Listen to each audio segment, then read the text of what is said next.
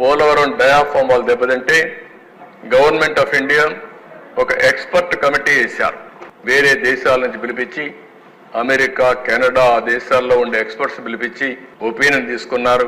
వాళ్ళు చాలా స్పష్టంగా చెప్పారు, మళ్ళీ పోలవరానికి ఏమాత్రం ఇబ్బంది లేకుండా ఉండాలంటే ప్యారలల్ గా మళ్ళా న్యూ డయాఫామ్ వాల్ కట్టాలని.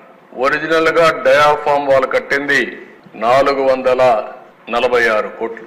రిపేర్లు 3 దిక్కలు జరిగాయని చెప్పి ఒక రిపోర్ట్ వచ్చింది. అయితే ఇది గ్యారంటీ లేదు.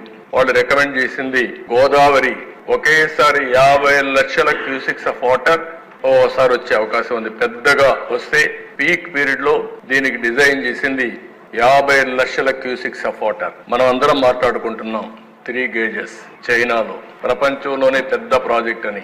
దానికంటే ఎక్కువ వాటర్ వచ్చే పెద్ద ప్రాజెక్టు గోదావరి.